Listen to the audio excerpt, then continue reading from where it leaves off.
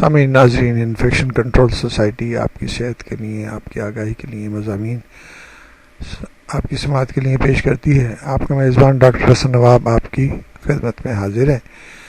Cancer control, cancer prevention کے بارے میں معلومات آپ تک پہنچائی جا رہی ہیں۔ جیسا کہ ہم نے آپ کو بتایا ہے کہ ہمارے جسم میں کچھ خاص قسم کے جینز اور پروٹین پرانے یا ناکارہ خلیوں کو ضائع کرنے کا سبب بنتے ہیں۔ یعنی کہ ایک نارمل نظام ہے کہ جو ناکارہ خلیے ہیں، جو ناکارہ سیل ہیں، جو پروٹین اس قسم کے جمع ہو جائیں تو ان کو ٹھکانے لگانے کا نظام موجود ہے۔ اگر اس نظام میں کسی وجہ سے گڑبڑ واقع ہو جائے تو جسم کے پرانے یا ناکارہ سیلز ختم ہونے کے بجائے تیزی سے تقسیم ہونے لگتے ہیں اور اپنی مخصوص تعداد میں تجاوز کر جاتے ہیں۔ یعنی کہ ان کی جو ناقص سیل ہیں یا جن کو تباہ ہونا چاہیے، جن کو نکال دینا چاہیے، وہ اگر رہ جائیں تو وہ پھر ملٹیپلائی کرنا شروع کر دیتے ہیں اور ان کی تعداد بڑھنی شروع ہو جاتی ہے۔ سیلز یا خلیات کا یہ اضافی ڈھیر کینسر کا باعث بنتا ہے۔ واضح رہے کہ ہمارے جسم کے ہر خلیے میں موجود جینیاتی مادہ یعنی کہ ڈی این اے مستقل بنیادوں پر تباہی کے خطرے سے دوچار رہتا ہے، لیکن خلیوں یعنی کہ سیلوں میں موجود پروٹین ایسے ڈی این اے کو مرمت کرتا رہتا ہے، یعنی کہ اس کی ڈی این اے کی مسلسل ریپیئر ہوتی رہتی ہے۔ اگر یہ سارا عمل کنٹرول کرنے والے جین کا ڈی این اے اپنا کام ترک کر دے تو پھر سیلز یعنی کہ خلیے اپنے تباہ شدہ ڈی این اے کی مرمت نہیں کر پاتے، یعنی کہ اس ڈی این اے کے اندر جو آپ کے جسم کے سیلز کے اندر موجود ہے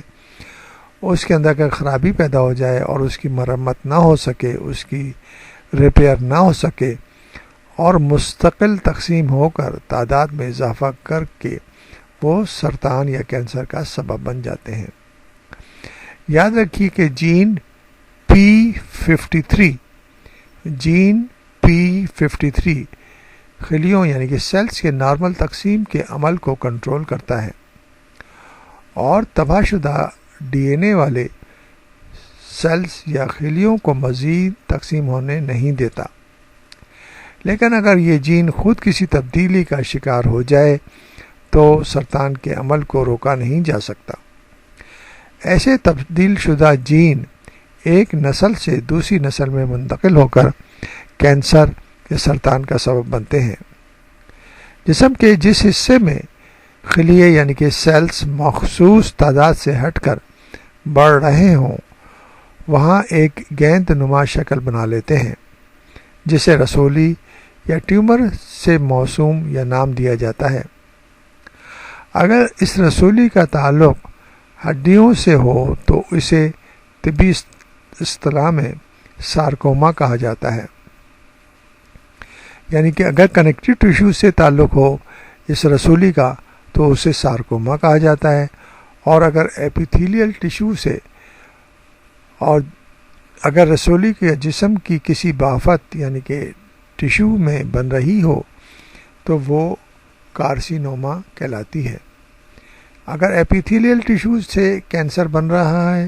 تو وہ کارسینوما کہلاتا ہے، اور کنیکٹیو ٹیشو سے اگر کوئی ٹیومر بن رہا ہے تو وہ سارکوما کہلاتا ہے۔ ایک رسولی کے خلیے پورے جسم میں پھیل کر متعدد رسولیوں کا سبب بنتے ہیں، جسے پھر کینسر یعنی کہ میٹاسٹیسس کہا جاتا ہے۔ یعنی کہ کینسر کا میٹاسٹیسس ایک جگہ سیل بڑھتے رہتے ہیں، بڑھتے جب وہاں پر نیوٹریشن یا اس قسم کی کوئی کمی واقع ہوتی ہے تو وہ سیل جو نا الگ ہو کے دوسری جگہ خون کے ذریعے پہنچ جاتے ہیں اور وہاں پر بھی وہ مسلسل تقسیم ہو کر کینسر کا سبب بنتے ہیں، یعنی کہ اس کنڈیشن کو میٹاسٹیسس کہتے ہیں۔ اس طرح کینسر مختلف جسم کے حصوں میں پہنچ کر مزید پیچیدگیاں، مزید کمپلیکیشن پیدا کر دیتا ہے۔ اس لیے انتہائی ضروری ہے کہ اگر کینسر کی ابتدا میں ڈائگنوسس یا تشخیص صحیح ہو جائے تو فوری طور پر اس جگہ کو علیحدہ کیا جاتا ہے جسم سے، یا مختلف میڈیسن اور دوائیوں سے، کیموتھراپی سے ٹریٹمنٹ کر کے اس کینسر کو کنٹرول کیا جا سکتا ہے۔ لیکن اگر مرض مختلف جسم کے حصوں کو اپنے لپیٹ میں لے چکا ہے تو اس میں علاج معالجے میں شدت اور مختلف مشکلات پیش آ سکتی ہیں، جس کی وجہ سے بعض دفعہ جان بھی جا سکتی ہے۔ اس لیے کینسر کے بارے میں معلومات حاصل کر کے، اس کے پریونشن کے بارے میں معلومات حاصل کر کے، آگاہی حاصل کر کے، ہم اپنی فیملی کو، اپنے گھر کے افراد کو اس موذی مرض سے بچا سکتے ہیں۔